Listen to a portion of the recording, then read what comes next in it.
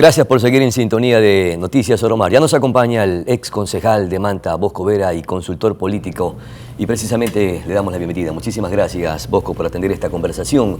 De manera inmediata y sin perder tiempo, ya se trabaja en este proceso de transición para que el nuevo mandatario o el electo mandatario asuma el poder.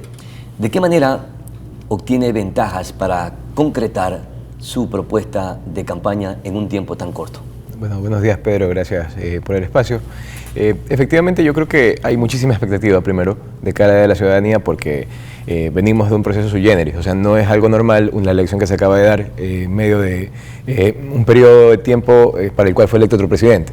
Entonces, de algún modo, hay un momento reivindicativo en el que la gente puede decir, bueno, hasta aquí y vamos a cambiarte.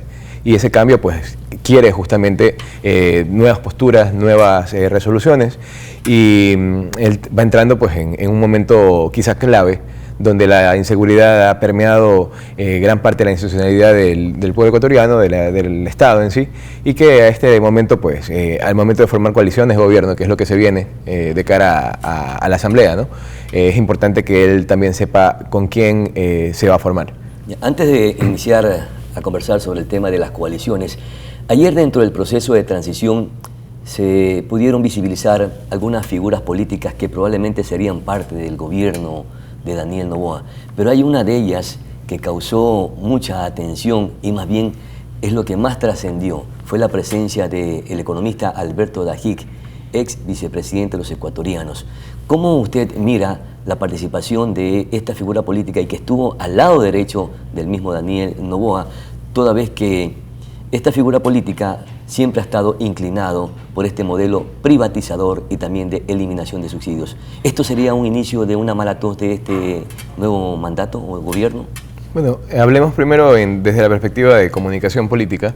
Nada es gratis, ¿no? Y ahí viene mucho el dime con quién andas y te diré quién eres. Entonces es importante que si alguien ha cuidado demasiado su imagen durante un periodo de campaña, justamente para tratar de vender lo nuevo, al momento de tener a un asesor de pronto que represente la vieja política al lado, sí puede generar un quiebre, al menos en la percepción de la expectativa el primer día de posesión. ¿Y qué es lo que se percibe? Que es la continuidad de ese proceso neoliberalista. Exactamente, porque al final él representa, por su papel en gobiernos anteriores, justamente un modelo que demostró fracaso en Argentina, en Ecuador y en varios otros países, que se instaura justamente con la llegada de Pinochet en Chile y el modelo económico de Chicago, ¿no? Los Chicago Boys, y que logran de algún modo este avance estrepitoso hacia los modelos privatizadores de extrema derecha, quizás. Entonces, alguien que se ha vendido con un gobierno de centro izquierda quizás hasta un punto, con un asesor de estos al lado, sí genera hasta cierto punto un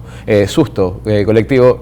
Veamos cuál es la intención y qué se aspira de él, ¿no? Porque aquí lo ideológico sí es importante en este caso. Claro, sin el ánimo de quedarnos estancados en este tema, pero sí deja esa percepción de preocupación, porque los ecuatorianos ya no queremos esos modelos que afecten a la economía de precisamente los sectores más vulnerables y de todo el país, de la clase media y también de los pobres. En todo caso, habría que ver si es que se mantendrá como asesor, ocupará las funciones jerárquicas de ministro o en su defecto simplemente formará parte nada más de esta transición.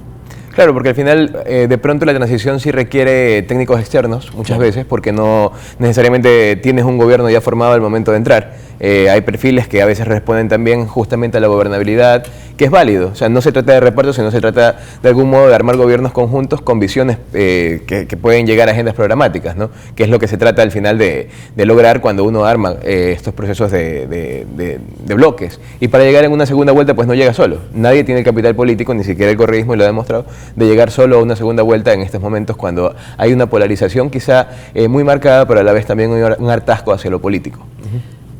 El presidente electo Daniel Noboa tiene dos prioridades o dos temas fundamentales en este inicio de este proceso de su mandato, y es justamente lograr acuerdos en una Asamblea Nacional que tiene una fuerza política que está comandada por la Revolución Ciudadana, y la otra ese compromiso, esa oferta de campaña que realizó, que en los primeros 100 días de su gobierno convocaría una consulta popular. ¿Cuán determinante esto sería para iniciar su gobierno precisamente con esa coyuntura total de liderazgo?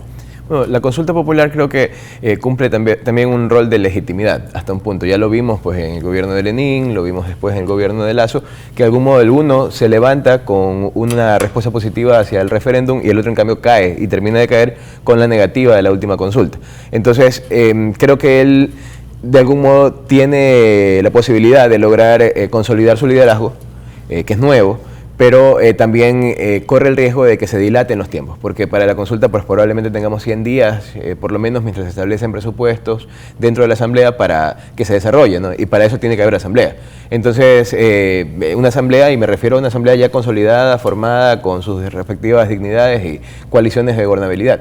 Entonces, en ese momento, pues ya cuando entramos a hablar de la Asamblea, es importante también entender la correlación de fuerzas. ¿Hasta qué punto en realidad la Revolución Ciudadana está en una posición de oposición? ¿Hasta qué punto está en una posición de generar un gobierno transitorio? Porque este gobierno actual es precisamente eso, una transición hacia el 2025, en el que ya nuevamente se vuelven a pugnar de pronto los espacios de poder y se pretenda hacer un gobierno, ¿sabes?, de unión, que permita salir de este hueco. O hasta qué punto en realidad también los otros bloques que no son mayoritarios necesariamente, pero que sí generan están dispersos en minoría. Pero se pueden sumar. Por ejemplo, Construye con el bloque de Otto. Son 29 votos. Que ya es un bloquecito interesante. Claro. Que sumado a otro, pues ya les puede generar de pronto algún tipo de muñequeo, que es lo que se suele dar al principio, ¿no?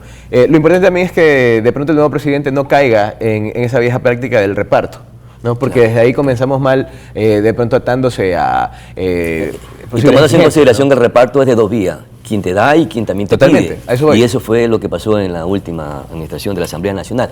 ¿Y con quién debe lograr mejores o mayores acuerdos?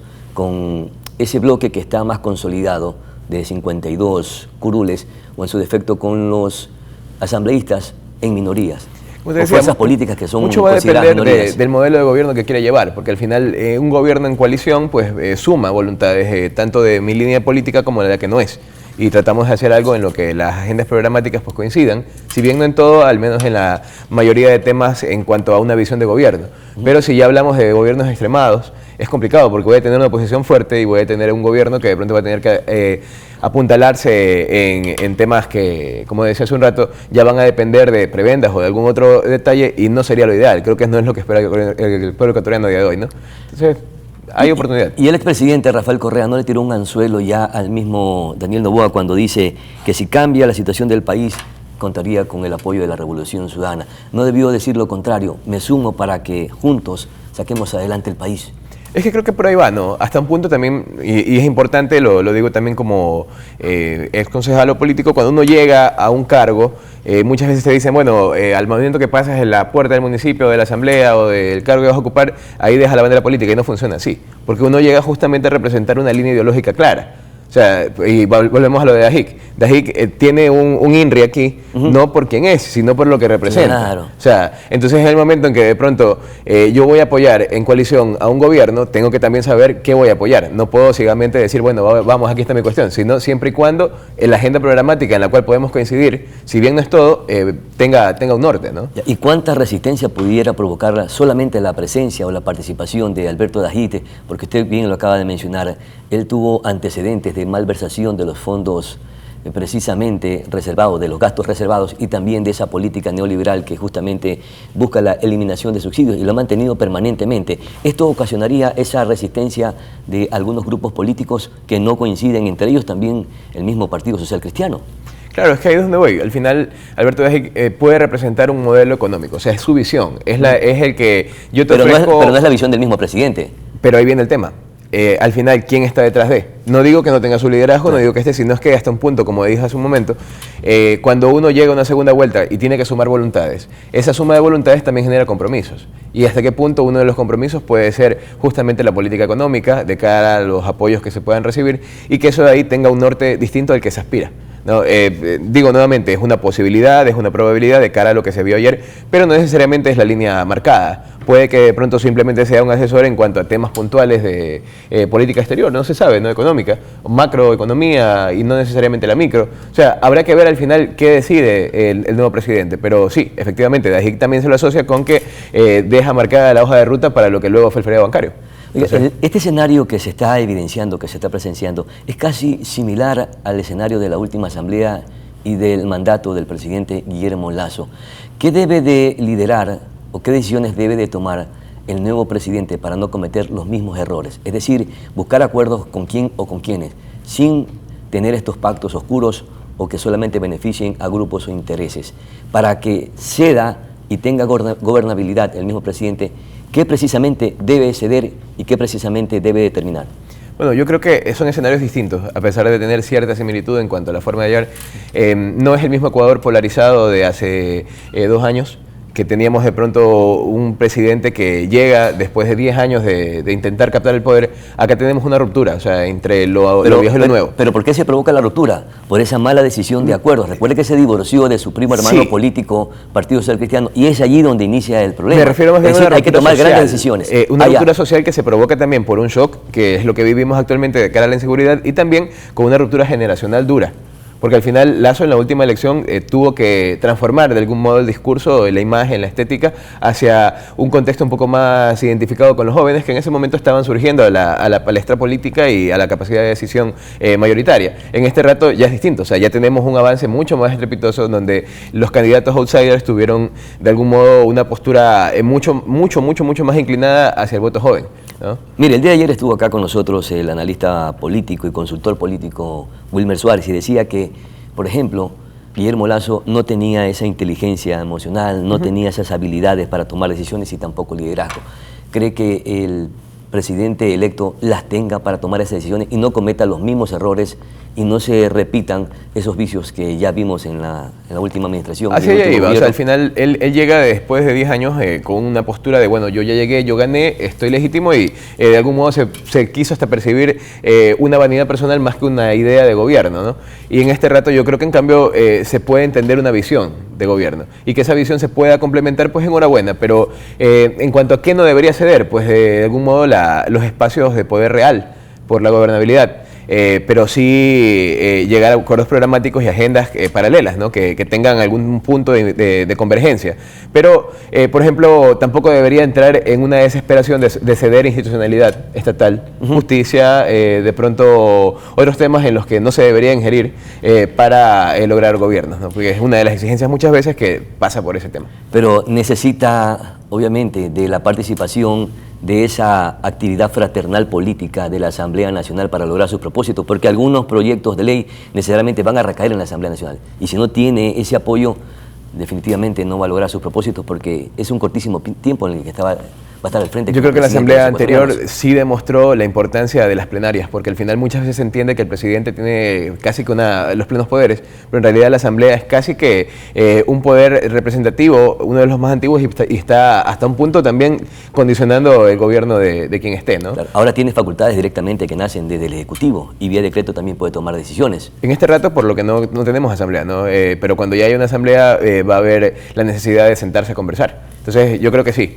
tiene esa tarea como primer punto, que es el lograr un gobierno equilibrado y que haya un gobierno también de cara a los asambleístas que piense en pro de esa transición pacífica. Así cortito, ¿qué le augura usted al presidente Daniel Noboa? Es obvio que el éxito del presidente es el éxito del país, el poder salir de esta crisis en la que nos encontramos actualmente, tanto de seguridad como lo consiguiente, económica además, porque todo parte de ahorita de un punto inseguro, ¿no? El comerciante no puede salir porque lo vacunan, la gente no puede estar tranquila porque la secuestran. Creo que es uno de los puntos claves y una de las aristas en las que debería trabajar de entrada, más allá de la consulta, porque la consulta, como digo, es legitimarse, pero la ejecutividad la puede dar desde el principio y lograr gobierno que una, porque al final hemos estado tan fraccionados todo este tiempo que de pronto la política ha generado cierto hastío y es momento de reivindicarla. Perfecto, muchísimas gracias, Bosco Vera, ex concejal de Manta y consultor político. Me quedo con lo último, lograr un propósito que una a todos los ecuatorianos y también a todos quienes forman parte de este nuevo proyecto nacional de esta política que nos va a permitir salir adelante de esta situación crítica que vivimos y que atravesamos los ecuatorianos. A nuestra pausa publicitaria ya retornamos.